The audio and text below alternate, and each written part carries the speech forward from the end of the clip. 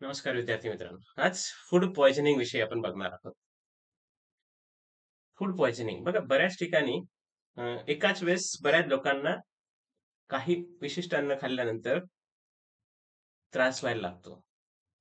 Vomiting, उलट्या होतात किंवा लूज मोशन्स होतात. जनरली हिस्ट्रीमध्ये त्यांचं जर पाहिलं तर एकाच ठिकाणी, एकाच हॉटेलमध्ये म्हणा किंवा एकाच समारंभामध्ये कुठेतरी लग्न समारंभात किंवा कोणत्यातरी कार्यक्रमामध्ये त्यांनी जेवण केलेलं असतं. ही हिस्ट्री त्या ठिकाणी मिळते आणि त्याच्यानंतर काही तासांनी हे सुरू होतं. त्याचे definition food poisoning is an illness resulting from injection of food containing non bacterial और बॅक्टेरियल प्रॉडक्ट्स. त्या फूडमध्ये एकतर नॉन बॅक्टेरियल त्या ठिकाणी कंटेंट असेल किंवा बॅक्टेरियल, म्हणजे बॅक्टेरिया असू शकतात किंवा बॅक्टेरिया नसतील पण वेगळं त्या ठिकाणी, पण ते त्या ठिकाणी शरीरासाठी घातक असं नॉन बॅक्टेरियल प्रॉडक्ट्स असू शकतात. कॅरेक्टर्स ऑफ इलनेस: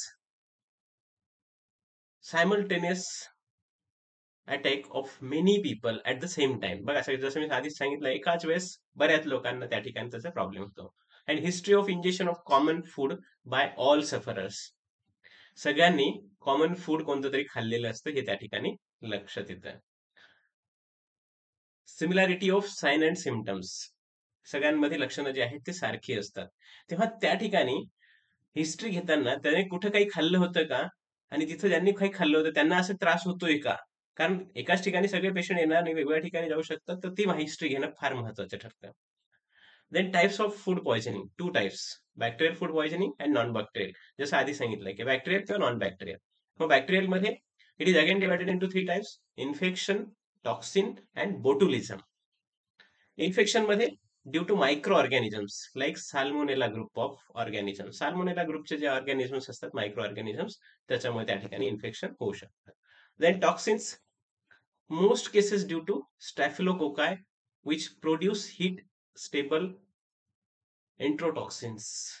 स्टॅफिलोकोकाय जे आहेत ते एंट्रोटॉक्सिन्स असतात, ते त्या ठिकाणी जास्तीत जास्त कारणीभूत ठरतात टॉक्सिन्स मध्ये. Then botulism, they are found in soil like clostridium which produces exotoxins. बघा एक्झोटॉक्सिन्स, बाहेर टॉक्सिन्स टाकतात, ते जे आहे क्लॉस्ट्रिडियम मध्ये बोटुलिझम येतात. तर स्टॅफिलोकोकाय सारखे जे आहेत ते एंट्रोटॉक्सिन्स आतमध्येच त्या ठिकाणी त्यांचं टॉक्सिन्स वाढवतात आणि त्याचा परिणाम जो आहे तो मग पेशंटवर दिसतो. नॉन बॅक्टेरियल मध्ये other than bacteria which causes food poisoning called non bacterial food poisoning. बघा सिम्पल आहे एकदम. बॅक्टेरियल, बॅक्टेरिया असतील वेगळ्या टाइप्सचे, नॉन बॅक्टेरियल मध्ये बॅक्टेरिया सोडून इतर ते त्या ठिकाणी असतील. Then alcohol, it is transparent, colourless, mobile, volatile liquid having a spiritus odor, burning taste. बघा सगळे शब्द जे आहेत महत्वाचे आहेत. ट्रान्सपरंट असतं, कलरलेस असतं, मोबाईल, व्होलाटाईल म्हणजे हवेत त्या ठिकाणी लगेच वेपर्स त्या ठिकाणी होतील, having a spirituous odour, spirit सारखे ओडर त्या ठिकाणी असेल, आणि बर्निंग टेस्ट, बर्निंग टेस्ट जळल्यासारखी टेस्ट त्या ठिकाणी असते. Uses, it is used for alcoholic drinks. Alcoholic person जे असतात ते अल्कोहोलिक ड्रिंक्स म्हणून त्याचा वापर करतात. As a solvent for resin, resins solvent म्हणून त्या ठिकाणी वापरले जाते. It is also used and as antiseptic, antiseptic म्हणून सुद्धा त्याचा वापर केला जातो. देन जसं सॅनिटायझर आपण यूज करतो ना, त्याच्यामध्ये सुद्धा हे अल्कोहोल कंटेंट असतं. Then acute alcohol poisoning, it is caused by small doses of alcohol taken in short intervals or a large dose at a same time, at a time, एकाच वेळेस जास्त प्रमाणात घेणं किंवा थोडं थोडं जास्त वेळपर्यंत घेणं इंटरव्हलने. Symptoms, it depresses the central nervous system irregularly in descending order from cortex to medulla. Cortex पासून मेडुला पर्यंत त्याचे लक्षणं जे आहेत ते दिसतात. सेंट्रल नर्वस सिस्टीमवर त्या ठिकाणी त्याचं लक्षणं दिसून येतात मेनली. कसे असतात ते? It first depresses the higher centres which control judgement and behaviour. सगळ्यात आधी हायर सेंटर्सवर त्या ठिकाणी ते कंट्रोल जे आहे ते त्या ज्याचं हायर सेंटर्सवर इफेक्ट झाल्यामुळे it is a stage of excitement, त्याला स्टेज ऑफ एक्साइटमेंट म्हटलं जातं. देन दुसरी stage, it depresses the motor centres which results in a stage of incoordination. त्याचं चालण्याचे वगैरे जे कॉर्डिनेशन आहे ते बिघडतं. बोलण्याचे कॉर्डिनेशन बिघडतं. पहिले एक्साइटमेंटची स्टेट असते, दुसरी इनकोऑर्डिनेशनची आणि तिसरी stage of narcosis. When blood alcohol goes over 300 milligram percent. Blood sugar जे आहे किंवा ब्लड अल्कोहोल जे आहे ते त्या ठिकाणी 300 मिलीग्रॅम % त्या ठिकाणी ते वाढतं. स्टेज ऑफ नॅक्रोसिस त्याला म्हटलं जातं. सेल्स डेड व्हायला लागतात. मग एक एक स्टेज थोडंसं डिटेलमध्ये. Stage of excitement, this is काय त्या ठिकाणी जाणवतं, हा feeling of well being and pleasure. खूप छान वाटतं, प्लेजर वाटतं स्टेज ऑफ एक्साइटमेंट मध्ये. The drinker converses well, laughs and smiles readily.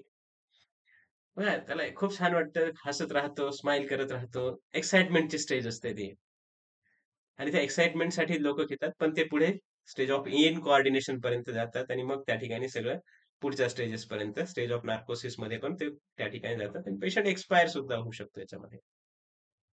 There is in coordination in thought, speech and action. तिन्ही गोष्टींमध्ये in coordination.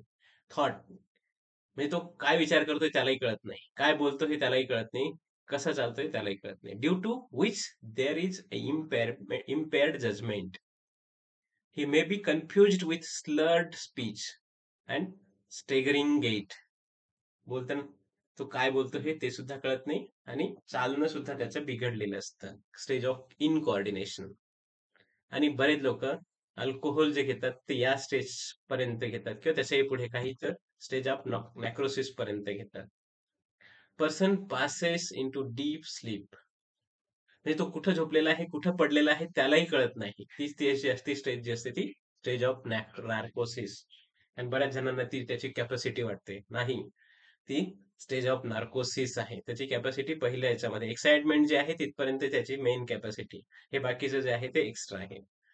And response only to strong stimuli. खूप जोराने चिमटा वगैरे घेतला किंवा टोचलं तरच त्याला त्या ठिकाणी ते फील होतं. The pulse is rapid. Pulse rapid झालेले असते. टेम्परेचर सब नॉर्मल झालेलं असतं, नॉर्मल पेक्षा कमी झालेलं असतं. आणि प्युपिल्स मे बी कॉन्ट्रॅक्टेड. प्युपिल्स जे आहे ते कॉन्ट्रॅक्ट झालेले असतात डोळ्यांमधले. तर हे लक्षणं जे आहेत ते स्टेजेसनुसार दिसतात. मग डिफरन्शियल डायग्नोसिस, बार्बिच्युरेट पॉइझनिंग मध्ये पण असं त्या ठिकाणी असू शकतं. कार्डिओव्हास्क्युलर ऍक्सिडेंट मध्ये, हायपोग्लायसेमियामध्ये पण ही लक्षणं स्टेज ऑफ नॅक्रोसिसचे ते त्या ठिकाणी दिसतात. सिजोफ्रेनियामध्ये असू शकतात किंवा हेड इंजुरीमध्ये पण असू शकतात. त्यामुळे तुम्हाला त्याने एक अल्कोहोल घेतलेलं आहे की नाही हे डायग्नोसिस करणं आवश्यक ठरतं. फिटल डोस मध्ये it depends upon habits, age of the patient and nature and the strength of liquor. म्हणजे प्रत्येकानुसार त्या ठिकाणी ते चेंज होईल. Fatal dose, fatal period 12 to 24 hours, but death occurs even in a few minutes to 5 to 6 days. 12 ते 24 तास जरी fatal period असला तरी काही मिनिटांमध्ये सुद्धा मृत्यू होऊ शकतो किंवा 5-6 दिवसांनी पण होऊ शकतो. Depends on the age, habit, nature of patient, strength of लिक्विडची स्ट्रेंथ, लिक्विड कोणत्या प्रकारचं होतं अल्कोहोल त्याच्यानुसार. मग ट्रीटमेंट, सगळ्यात first gastric lavage means stomach wash immediately immediate त्या ठिकाणी स्टमक वॉश करणं. रेस्पिरेशन मेंटेनन्स, रेस्पिरेशन त्याचं जे आहे ते मेंटेन करणं. See patchy of airways, patency of airway, sorry, patency means त्या ठिकाणी त्याचा एअरवे जो आहे तो प्रॉपर आहे की नाही, व्यवस्थित त्याचं ते त्या ठिकाणी एअर जाते आहे की नाही ते लक्ष देणं. Attention to fluid and electrolyte balance. Fluid आणि इलेक्ट्रोलाइट बॅलन्स ते त्या ठिकाणी आवश्यक असेल. हिमोडायलिसिस इज युजफुल. हिमोडायलिसिस त्या ठिकाणी आवश्यक, युजफुल ठरू शकतं. पोस्टमॉर्टम अपीयरन्स मध्ये रायगर मॉर्टिस लास्ट लॉंग. हे बघा, रायगर मॉर्टिस हे जे आहे हे लक्षण त्या ठिकाणी बऱ्याच काळ टिकून असतं. याच्यावर टीप पण विचारली जाते, हे स्पेशल आपण त्याच्यामध्ये पोस्टमॉर्टम मध्ये बघणार आहोतच. Decomposition is retarded. डिकम्पोजिशन त्या ठिकाणी उशिरा होतं. Mucous membrane of the stomach is red. Mucous membrane जो आहे स्टमकचा तो रेड झालेला असतो.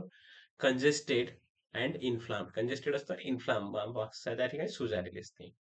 Liver, brain, lungs are usually congested. Main organs जे आहेत लिव्हर, ब्रेन आणि लंग्स हे कंजेस्टेड असतात. Blood is dark coloured. Blood जे आहे ते डार्क कलरचं होतं. हे अक्यूट पॉइझनिंग झालं. Chronic poisoning, chronic alcohol poisoning. It is caused because of consuming alcohol continuously for a long period. Alcohol जे आहे ते कंटिन्युअस जास्तीत जास्त दिवसपर्यंत घेतल्यामुळे त्या ठिकाणी हे क्रॉनिक अल्कोहोल पॉइझनिंग होतं.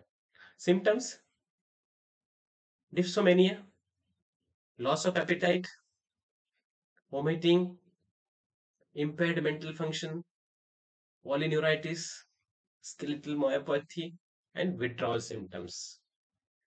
हे लक्षणं जे आहेत त्याच्यामध्ये दिसतात. ट्रीटमेंटमध्ये gradual withdrawal it is necessary to avoid withdrawal symptoms. Yes, एकदमच बंद न करता हळूहळू बंद करणं आणि त्याच्यासोबत मग ट्रीटमेंट चालू ठेवणं हे आवश्यक असेल. Diazepam other sedatives are given. Diazepam म्हणून सेडेटिव्ह म्हणून देता येईल किंवा इतर देता येतील. पोस्टमॉर्टम अपीयरन्स मध्ये gastric mucous membrane reddish brown in colour. Gastric mucous membrane जो आहे तो रेडिश ब्राउन कलरचा असेल. The liver may be congested, fatty, enlarge and cirrhosis contracted. बघा, ज्या शब्दांच्या अर्थ मी सांगितलं त्या सापडलं तर तो त्या ठिकाणी तुम्ही त्याच्यामध्ये शोधू शकतात. गरज पडेल त्याप्रमाणे. फॅटी ऍसिड त्या ठिकाणी फॅटी लिव्हर, कंजेस्टेड लिव्हर, त्याचे फिगर्स तुम्ही बघितलं तर जास्त त्या ठिकाणी ते क्लिअर होईल त्याचा अर्थ शोधण्यापेक्षा. एनलार्ज तर लार्ज होणं, सिरोसिस कॉन्ट्रॅक्टेड होणं ते त्या ठिकाणी फिगर्स मध्ये जास्त क्लिअर समजतं. Kidneys are at the last stage of granular degeneration. Kidney जे आहे त्या लास्ट स्टेज मध्ये असतात ग्रॅन्युलर डिजनरेशनच्या. And the heart is dilated with fatty degeneration. Heart सुद्धा डायलेट होतं पण फॅटी डिजनरेशन झालेलं असतं. ओके, बाकी पुढच्या सेशन मध्ये